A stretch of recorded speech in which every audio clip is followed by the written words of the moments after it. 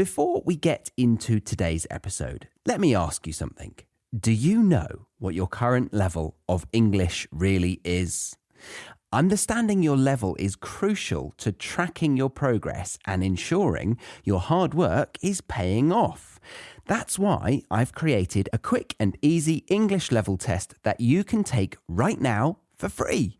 Find out your level instantly. Just head to thebritishenglishpodcast.com/testme or check the link in the show notes.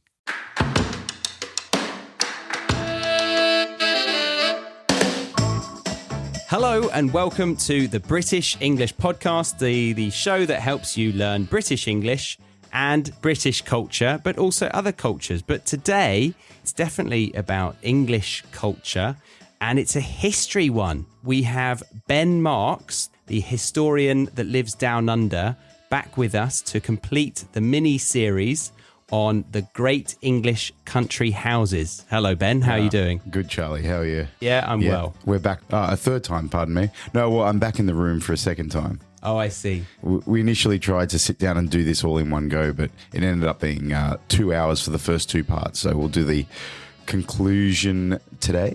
And it makes sense that it's the downfall that we come back for. Yeah. Yeah, we set it up. Did the setup. It's like a story. Yeah. We did the setup, set the scene, got all the main characters involved. Then we played out the main sort of story. We talked about the servants and their quarters and the people who lived upstairs and how it all worked.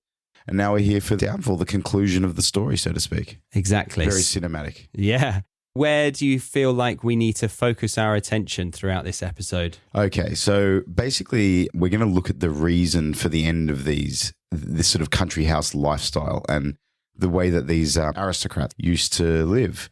There are a couple of reasons for that. I mean, the fundamental reason is economic. There are some smaller, less important social causes for this. But we'll look at the economic causes for the end of this era. Nice. And just to recap, basically this era was at its peak 1700s, 1800s.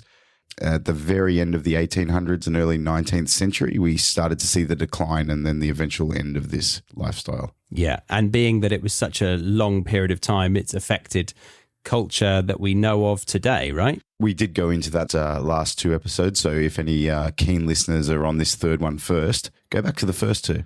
We imparted some very interesting information. Yes, we did. We even included how Henry VIII died. Yeah. Remember that one? I think so. Do remind me. Well, not how he died, but when he died, his body blew up to the point where it swelled in the coffin because he was a large man, and then the liquids burst. Oh, yeah. And then his dogs came and licked it up. That's disgusting. Yeah, it was well deserved for that man, I think. Yes. A well deserved way of going out. So the houses we're talking about, in case you can't be bothered going back and listening to the first two, just in summary, are basically the houses that you see in Downton Abbey and Pride and the Prejudice, these huge, vast estates, these enormous palaces that were the seats of the aristocrats in England, in the UK. Yeah, and they serve a purpose now for tourists to go and visit. Well, yeah, they do. I mean, there are some that are still being lived in by the families that have lived there for hundreds of years. Case in point, Highclere Castle, which is the Carnarvon family, I believe. That's the castle that's used in Downton Abbey. They still reside there, but those houses are not sustainable in the modern world. So they open them up for tourism, and they sort of live in a portion of the house, and then the rest is open for tourism and functions and events and TV shows and all that sort of stuff. A lot of them are actually with the National Trust in England now.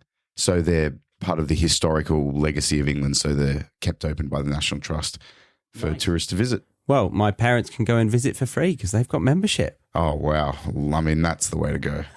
I was thinking of The Gentleman, the film that was released fairly recently as of this recording, and how they focused on some people who had these great English country houses, and they were in pretty much turmoil. They were struggling financially because things were falling apart and they had to fix them up. This episode comes with a free worksheet over on the website, thebritishenglishpodcast.com. So grab that and you can listen along whilst using it. Have you ever wondered if you're making real progress in your English learning journey? Knowing your level is the key to recognizing your improvements. I have a fantastic tool for you, a free English level test that gives you an instant result. Take a few minutes now to discover your level and continue your learning journey with confidence. Visit thebritishenglishpodcast.com/testme or click the link in the show notes to find out your level of English today.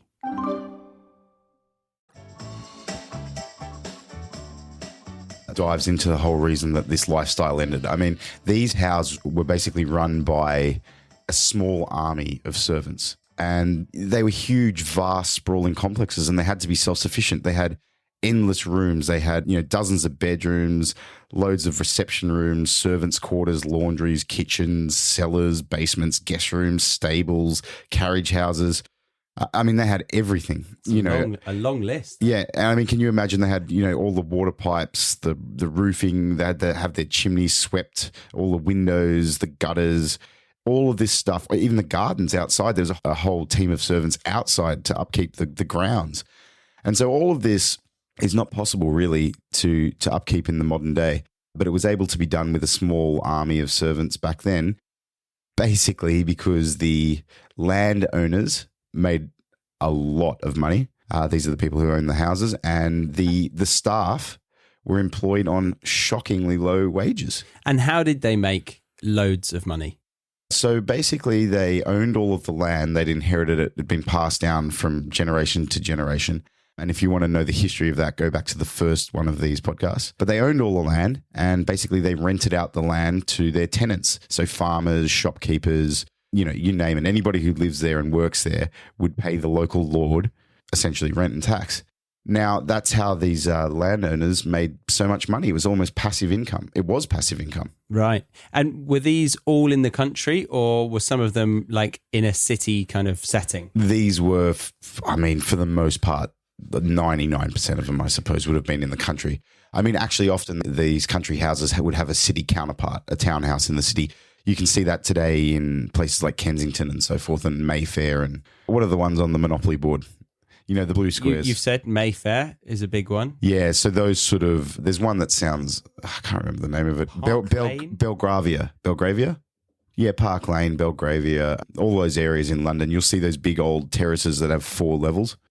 When they travelled, they would bring a small amount of servants with them, and the servants would have their quarters and kitchens, and they would still host dinners and things like that. Actually, that's where a lot of these landowners retreated to when they sold their properties eventually. Ah. Yeah, a lot of them got demolished. I wonder do you know what they did after that?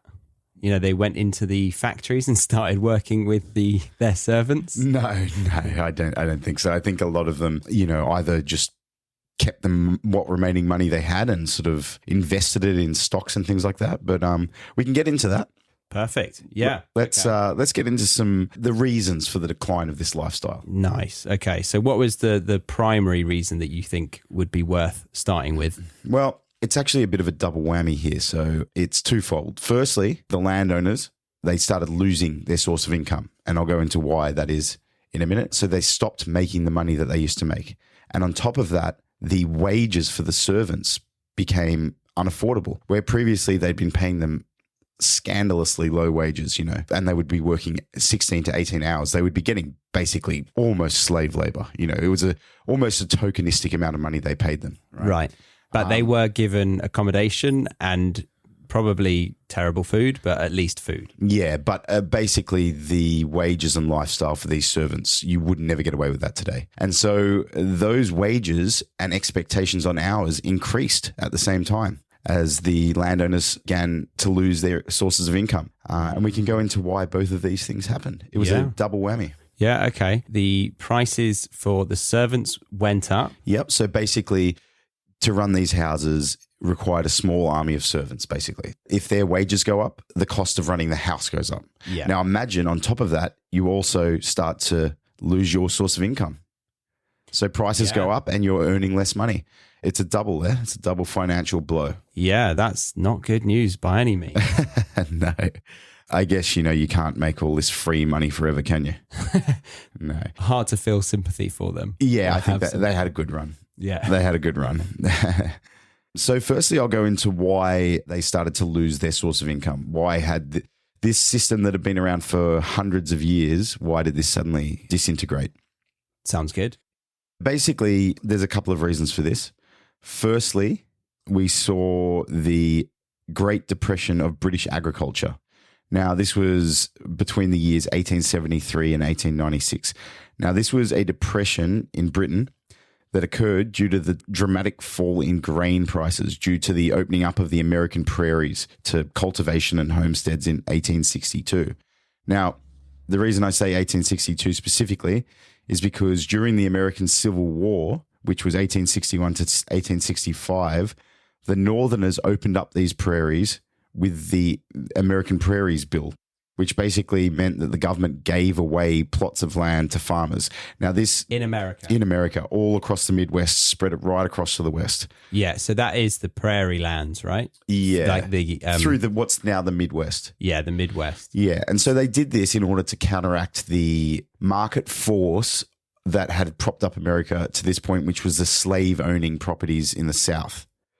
So you got to remember, politically in America at this time, contextually, they were having the American Civil War with the British Empire. No. The American Civil War was between the North and the South, and it was to do with slavery. But the North was the British colonization. You're thinking of the American War of Independence. Oh yeah, I am. Yeah, that was much earlier. So then that was when America separated from Britain. They gained independence. What do you know when? It was April 19th, 1775 to September 3rd, 1783. But that is nothing to do with the American Civil War. So, right. As interesting as that little piece of information is, let's not muddy the waters with it. No, but let me just kind of summarize from my own brain. I'm imagining people go over to America from like Europe, England, Amsterdam area. Mm-hmm. They settle up. They figure out how to live on the coast, Yep. on the East Coast. Yep. And then they start to move in to the Midwest. And then they have slaves come over, right? At this same time? This much earlier on, yeah. So America, basically the market forces of America before the Civil War were basically that the big plantation owners were the ones, the owners were the ones cultivating all of the crops that America sold. And they were doing it on the back of slave labor. So Right. then the American Civil War occurred. Hang on. So they go over, they settle, then they bring slaves over to make it profitable for them. Yeah. Obviously in terrible conditions for the slaves, Yeah. hence the word. Yeah. And then they fight the Brits and then they create independence. And then they develop even further into the prairie lands. And then they are able to overtake the profit margins in England, right? No. So basically all of that stuff before the American Civil War, which was 1861 to 65, to simplify it, let's just say America had its agricultural backbone based on slave labor. So then in 1861, the American Civil War started where the North fought to end slavery in the South. But they had to have a system of replacing their industry. So the market forces required them to continue to produce crops. So what they did was the North gave away millions of acres of land in the American Midwest to anyone who wanted to become a farmer so that they had an alternative industry to slave labor.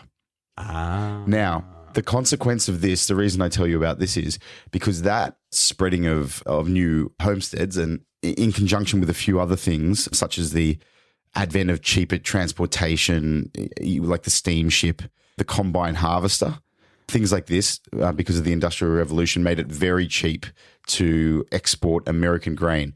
And so this very cheap American grain flooded the British market. The farmers who had traditionally, in England, who had traditionally made all of the money for the landowners were suddenly going broke and couldn't pay the landowners anything. And they left their farms and fled to the cities to start working in the factories. Yeah. And it was a nicer life. Well, not great, but it was better than what the people in the houses could offer them, given a bit more freedom in their lives. Well, first of all, let's not confuse the tenants of the farm owners. They're not the people in the house. So the farmers and the tenants on the landowner's land, that's where these big landowners derive their income. suddenly they were all fleeing to the cities because, Okay. Yeah. and so the landowners were no longer getting rent. So that's why they started to lose all of their money.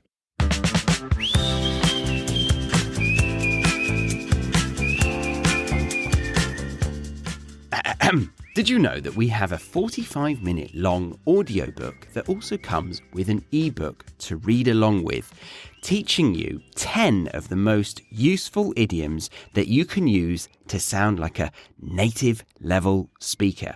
You know, the next time that you want to impress someone, be it for a job interview or an English exam like the IELTS test, then you can whip out one of these phrases and really wow them. We've selected these 10 because they're daily idioms. They're ones that you can use in many, many situations. So you won't be wasting your time learning a random idiom that you'll never really get the chance to use. And the even better news is that we're giving this audiobook and ebook away for free.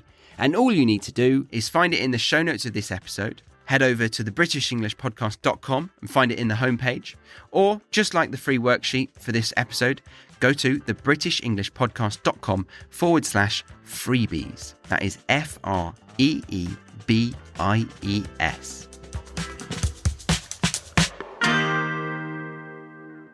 And they were going to the cities to do what? The farmers. Yeah. To basically, the Industrial Revolution had created a lot of factories and businesses in the cities with better hours and better working conditions and better pay. So they couldn't make money on their farms anymore. So they fled to the city. So would that be the servants and the farm owners ending up working in factories in the cities? Yeah, eventually the servants went as well. But I imagine those that they have a farm that they pay rent on, wouldn't they go to a job that is more what we call white collar? Yeah, that's right. The Great British Agricultural Depression, they couldn't make money anymore because of this American grain flooding the market. So they packed up their things and they went to the city where they could earn money in these factories. Now, this is the primary reason that the landowners stopped making money. So all of their sources of income had come from these tenants and all the tenants had gone. The other reason, rather, was that the wages just became too expensive and there was no staff to work in the properties anymore. And when you say too expensive, it's because the servants could get better pay elsewhere? That's correct. Right. The Industrial Revolution, although that started in the 1750s, it was a slow build. And so the rise of industry and factories saw people move to the cities and choose to live there and work for better hours and better wages, especially with the rise of unions.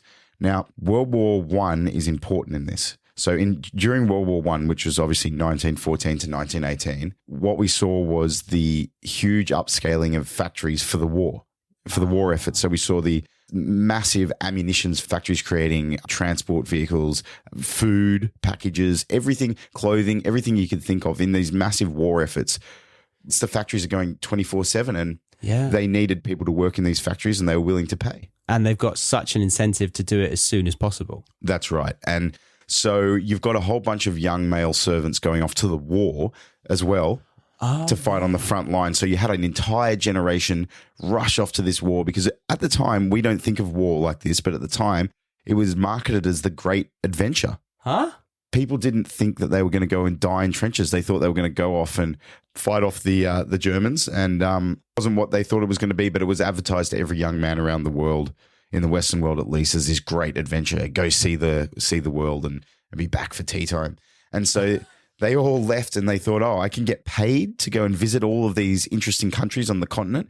For many people at this time, that would be the furthest they would ever travel in their lives, and they could have never dreamed of leaving their small village. So almost like how the adverts are on the TV for join the army. Like you can have a great life adventuring all four corners of the world. Exactly. We still have that today, don't we? Yeah. But we know today the horrors of war, but back then they didn't know. And don't forget, they'd been fighting, the British up to this point and Europeans had largely been fighting colonial wars, which were basically overseas. They'd go to Africa with a bunch of guns and mow down a tribe that was throwing fruit at them.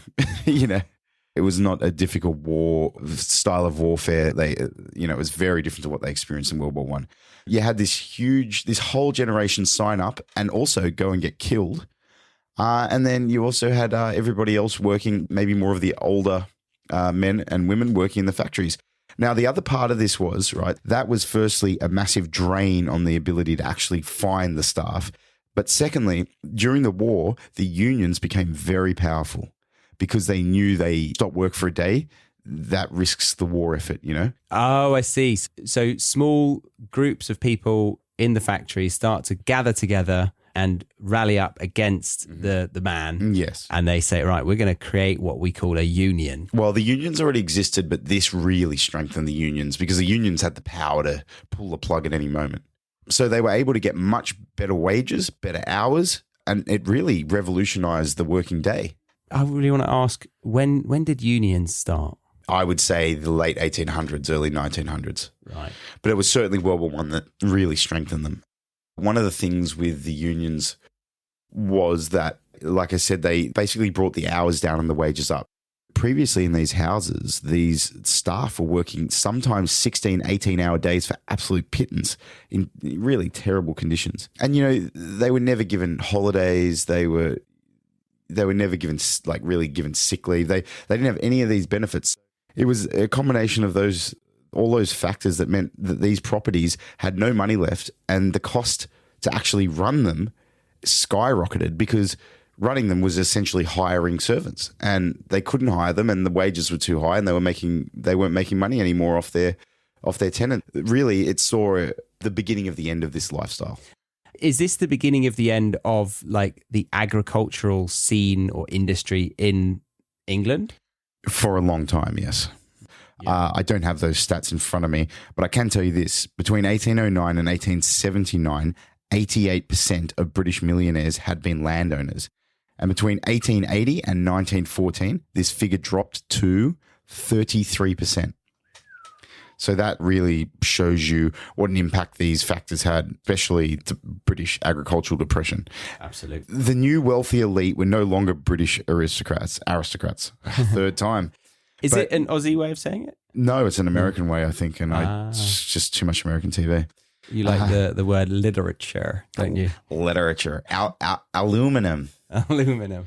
The new wealthy elite weren't British aristocrats anymore, but American businessmen such as, you know, Henry Ford, John D. Rockefeller, etc. And they'd made all their money off industry rather than land.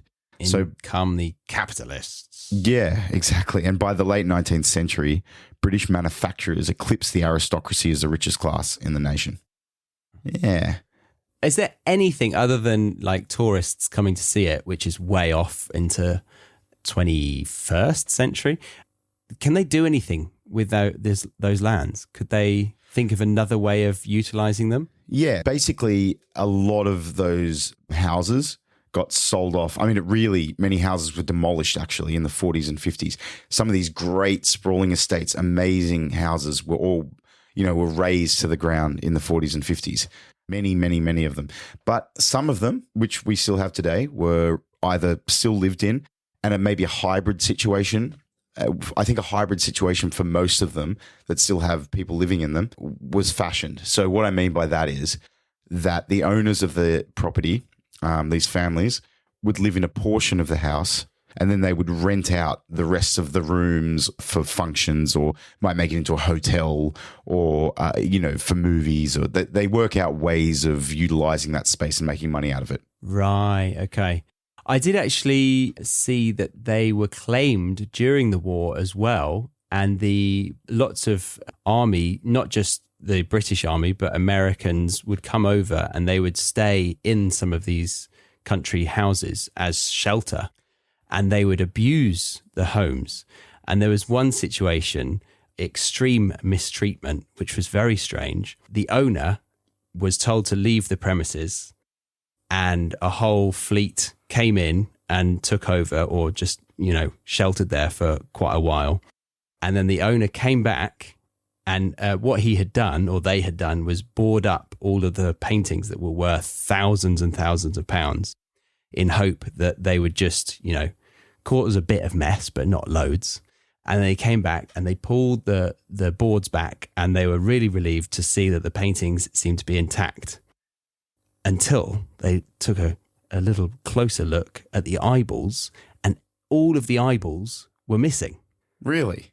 And so for some reason, some person had taken down these boards and snipped out the eyeballs of every painting. What on earth? What a weird, perverted thing to do. And the weirdest thing was apparently on, like, probably about 40 years later, the current owner in that day of the estate received a letter containing about 300 eyeballs.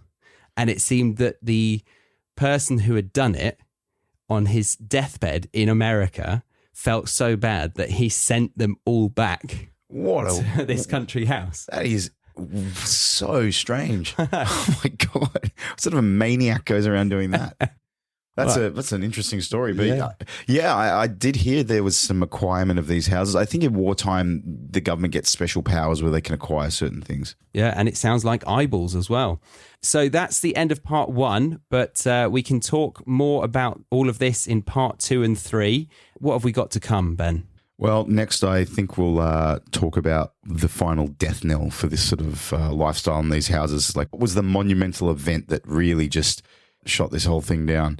And I'll also tell you a little bit about some of the smarter investors. Oh, yes. And then in part 3, maybe we could give them a few places to go and visit if they're in England and visiting a great country house. Well, that does sound like a great idea for something that you might be able to do on British English Podcast for all of your listeners.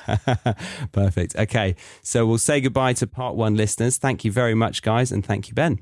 No worries. Goodbye. All right. See you in part 2.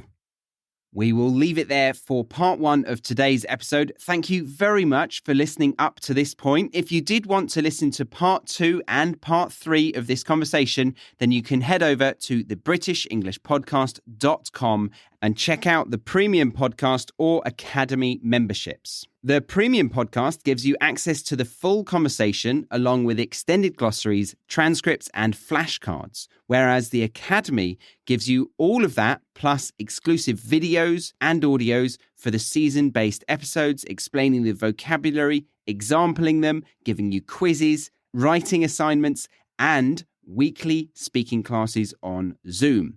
But if you were just here for part 1 of this conversation, then I thank you very much for stopping by. I hope you enjoyed the show. Do grab that free worksheet by clicking the link in the show notes. My name's Charlie, and I will see you next week on the British English Podcast.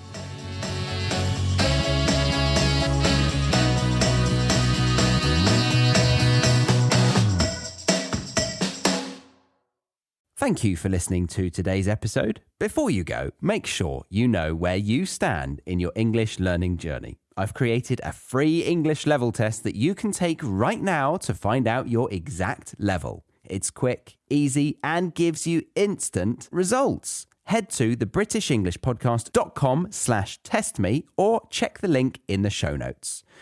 Because tracking your progress helps you stay on track. We can't use track twice, guys. No, let's do that again.